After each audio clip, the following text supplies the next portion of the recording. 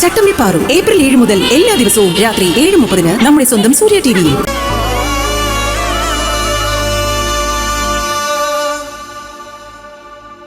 ചായ കുടിക്കമ്മ.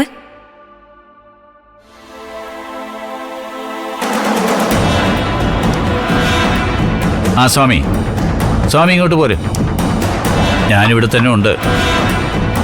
ആ ശരി ശരി, നമുക്ക് നേരിട്ട് കാണാം. ഇവിടെ നിരഞ്ജൻ്റെ അമ്മ വന്നിട്ടുണ്ട്. ആ എന്താ വീട്ടമ്മ വിശേഷം? സുഖമല്ലേ? ഓ കുഴപ്പമില്ല സാറേ. ശങ്കരൻ ആ വഴിക്കങ്ങ് പോയി അല്ലേ? ഇടയ്ക്ക് 1-2 തവണ വിളിച്ചിരുന്നു. എന്ത് ചെയ്യാനാ, ചെറിയ കുട്ടിയൊന്നും അല്ലല്ലോ. അതോ ഇനി തമിഴ്നാട്ടിൽ ചെന്നപ്പോ പഴയ സ്വഭാവം തിരിച്ചു വന്നോ? കള്ളൂടിയേ ബോധമുണ്ടെങ്കിലല്ലേ നല്ല രീതിക്ക് ചിന്തിക്കാനും തിരിച്ചു വരാനും ഒക്കെ പറ്റുമോ? ശങ്കരമാവൻ ഇങ്ങ് വന്നോളും. ഞാൻ പറഞ്ഞല്ലോ, നിങ്ങൾ സംസാരിക്കാം. അല്ല, വിശേഷിച്ച് എന്തെങ്കിലും പറയാനാണോ ദേവൂട്ടിയമ്മ ഇപ്പോൾ വന്നത്? അത് പിന്നെ നിരഞ്ജനൊന്ന് സാമ്പ്രാണിക്കൊടി വരെ വരേണ്ട കാര്യമുണ്ടായിരുന്നു. ആ പെങ്കൊച്ചിനെ ഒന്ന് ഉപദേശിച്ചേ പറ്റൂ. ചെറിയ മുന്നറിയിപ്പുകൾ ഞാൻ നിരഞ്ജന് കൊടുത്തതാ. അതന്ന് നിരഞ്ജനും എൻ്റെ മകൾക്കും ഇഷ്ടപ്പെട്ടില്ല. ഇഷ്ടപ്പെടാഴികയൊന്നുമില്ല സർ. സാറ് നല്ലതിനല്ലേ പറയൂ.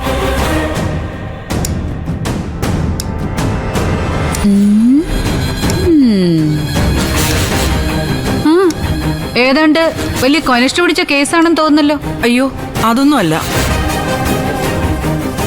ചെറിയ പ്രായത്തിലെ കുട്ടിയല്ലേ. ശങ്കരേട്ടനും ഇവിടെയില്ല. അപ്പോ ഇത്തിരി അഹങ്കാരം വന്നു തുടങ്ങിയോന്ന്. അഹങ്കാരം വന്നു തുടങ്ങിയോന്നോ? അഹങ്കാരം റീലോഡ് ചെയ്തു എന്ന് പറ. അഹങ്കാരം മൂത്തിട്ടല്ലേ ചാടിപ്പോയതും യാതൊരു കൂസലും ഇല്ലാതെ ഒരു കൊച്ചിനെ അങ്ങോട്ട് തിരിച്ചു വന്നതും. ഇപ്പൊ കൊച്ചിനെ കാണാതായി. കൊച്ചിന്റെ തന്ത എന്ന് പറയുന്നവന്റെ പേരില് കോടതിയില് കേസും കൊടുത്തിട്ട് പൊന്നുമണി മിന്നുമണിയായിട്ട് പറന്ന് നടക്കല്ലേ അപ്പച്ചി. ഓ അപ്പച്ചി മിണ്ടുന്നില്ലേ? ഞാൻ എന്താ അമ്മ വേണ്ടത്? എത്രമാത്രം കഷ്ടപ്പെട്ടും ജീവൻ പണയം വെച്ചോ അവളെ തിരികെ എത്തിച്ചെന്നറിയാലോ. ഇനിയെങ്കിലും ഒരു നല്ല ഭാവി ഉണ്ടാവട്ടെ എന്ന് കരുതിയ പഠിക്കാൻ ചേർത്തത്. എല്ലാം എനിക്കറിയാം മോനെ. ഞാൻ എന്തു ചെയ്യാനാ? അവളുടെ പെരുമാറ്റത്തിൽ എന്തൊക്കെയോ മാറ്റങ്ങൾ എനിക്ക് തോന്നുന്നുണ്ട്. അത് നിങ്ങൾ രണ്ടാളും അറിഞ്ഞിരിക്കണമല്ലോ. അത് ചിലപ്പോ പട്ടണത്തിൽ പഠിക്കാൻ വന്നതിന്റെ നികളിപ്പായിരിക്കും. നീ ഒന്ന് താക്കീത് ചെയ്താ എല്ലാം നേരെ ആയിക്കോളും. അമ്മ വിഷമിക്കണ്ട, ഞാൻ വരാം.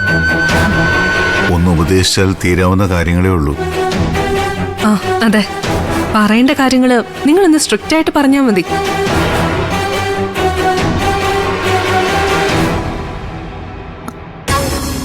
അച്ഛൻ പെട്ടെന്ന് വാ. ശരി ചേച്ചിമേ. എന്താ മോളെ? അച്ഛൻ വരുന്നുണ്ട്. ആഹാ, ആണോ? സിദ്ധുണ്ണ വഴക്ക് പറയുമെന്ന എന്റെ പേടി. പറഞ്ഞാ പറയട്ടെ, ഇവിടുത്തെ അച്ഛനും ഒന്നും മിണ്ടുന്നില്ല. പട്ടാളമാണെന്ന് പറഞ്ഞിട്ട് എന്താ കാര്യം? അല്ല, എനിക്ക് തോന്നുന്നതേ അച്ഛൻ പണ്ട് പട്ടാളത്തിലെ കേണലൊന്നും അല്ലായിരുന്നെന്നാ. അവിടെ വല്ല ഉപദേശിയായിരുന്നായിരിക്കും. അപ്പൊ തീവ്രവാദികളെ ഒന്നും അച്ഛൻ വെടിവെച്ച് കൊന്നിട്ടില്ലെന്നർത്ഥം. ഉപദേശിച്ച് മാനസാന്തരപ്പെടുത്തി കാണും അല്ലേ? ആ, അതും ശരിയാ, സാധ്യതയുണ്ട്. അച്ഛൻ എത്താറായെന്ന് നോക്കട്ടെ. അച്ഛാ, ചന്ദ്രയുടെ അച്ഛൻ സിദ്ധുവിനെ കാണാൻ വരുന്നുണ്ടെന്ന്. എന്താന്ന് കാ? മമ്മദ് ചെന്നില്ലെങ്കിലേ മല മമ്മദിന്റെ അടുത്തേക്ക് ചെന്നല്ലേ പറ്റൂ. സിദ്ധുവിനോട് ചന്ദ്രയുടെ അച്ഛൻ സംസാരിക്കുന്നത് ഇത്തിരി സൂക്ഷിച്ചായിരിക്കുന്നത് നല്ലതാ. അതെ, നടേശൻ പോലീസിന്റെ വായേ കൊച്ചു പിച്ചാത്തിയാണെങ്കിൽ കുഞ്ഞളിയന്റെ നാവ് AK-47. AK-47. നിങ്ങൾ അളിയൻ ആർപ്പ് വിളിക്കാൻ നിൽക്കാതിരുന്നാ മതി. അവനെ ഒന്ന് മെരുക്കാനും ചട്ടം പഠിപ്പിക്കാനും ആരെങ്കിലും ഉണ്ടാവുന്നത് നല്ലതാ. നോക്കാം. സിദ്ധുവിനോട് ഇപ്പൊ അവന് മനസ്സിലാകുന്ന ഭാഷയിൽ കാര്യങ്ങളൊക്കെ ഞാൻ പറഞ്ഞിട്ടുണ്ട്. അവന് അവന്റേതായ ശരികളുണ്ട്. ആണോ? ആറ്റിലേക്കച്ചുതാ പോവല്ലേ പോവല്ലേ കാട്ടിലെ പൊയ്കയിൽ പോയി നീന്താം. പാട്ടൊക്കെ കേൾക്കാൻ നല്ലത്. പക്ഷേ അവന്റെ അടുത്ത് അതൊന്നും ചെലവാകത്തില്ല. ഇവനെയൊക്കെ ചങ്ങലയ്ക്ക് തന്നെ പൂട്ടിയിടണം.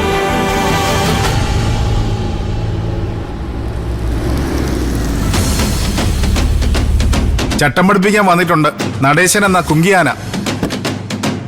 കുഞ്ഞളിയന്റെ കുത്തുകൊണ്ട് ചാവാതിരുന്നാ മതിയായിരുന്നു.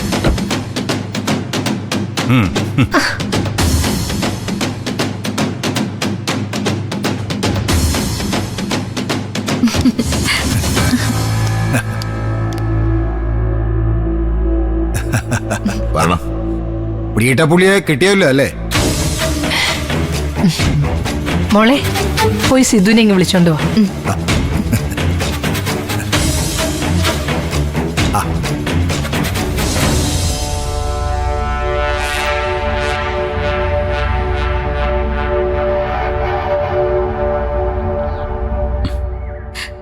സിദ്ധേട്ട, എന്താ ചന്ദ്രലേഖ? ചന്ദ്രലേഖയോ? ചന്ദ്രലേഖ പിന്നെ ഇന്ദുലേഖ എന്ന് വിളിക്കാൻ പറ്റുമോ? ഈ സിദ്ധന്റെ ഒരു തമാശ. എന്നെ എപ്പോഴും ചന്ദ്ര എന്നല്ലേ വിളിക്കാറുള്ളത്?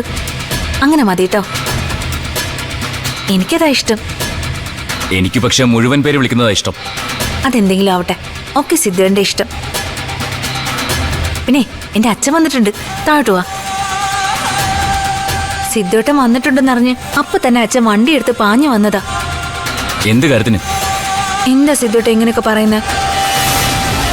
സിദ്ധുണ്ണെ കാണാനല്ലേ അച്ഛൻ വന്നത്. അച്ഛൻ ഇങ്ങനെ വെയിറ്റ് ചെയ്യിച്ചിരുത്തിയ അതിന്റെ കുറച്ചില് എനിക്കും കൂടെ അല്ലേ. ഞാനിവിടെ നിൽക്കുന്നതും അച്ഛൻ ഇങ്ങോട്ട് വന്നതും ഒന്നും ഇവിടെ ആർക്കും ഇഷ്ടപ്പെട്ടിട്ടില്ലെന്നല്ലേ അച്ഛൻ കരുതൂ.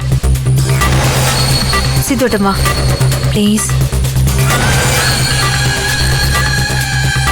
വന്നേ.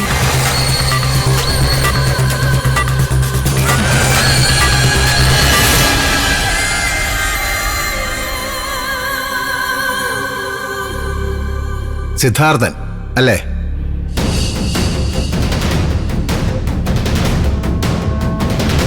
പണ്ടൊരു സിദ്ധാർത്ഥൻ ഇതുപോലൊരു രാത്രിയിൽ കൊട്ടാരം ഉപേക്ഷിച്ച് പോയിട്ട് പിന്നെ ശ്രീബുദ്ധനായിട്ടാണ് തിരിച്ചു വന്നത്.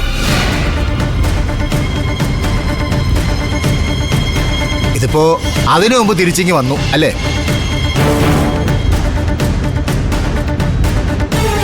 അതെ, ഞാൻ കുറച്ച് സ്വാതന്ത്ര്യം എടുക്കുന്നുവെന്ന് നിങ്ങൾക്ക് തോന്നുന്നുണ്ടാവും. ഏയ്, അങ്ങനെയൊന്നുമില്ല. ഞാൻ എൻ്റെ മകന്റെ സ്ഥാനത്ത് കണ്ട ഈ സംസാരിക്കുന്നു.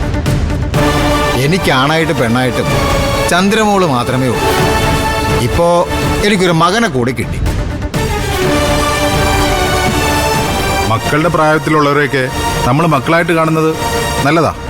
ആ, മക്കളില്ലാത്തവർക്ക് അത് പെട്ടെന്ന് മനസ്സിലാവും.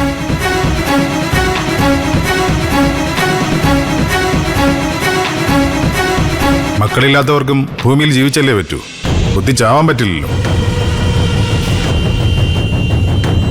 നമ്മൾ ആവശ്യമില്ലാത്ത വിഷയങ്ങൾ എന്തിനാണ് സംസാരിക്കുന്നേ?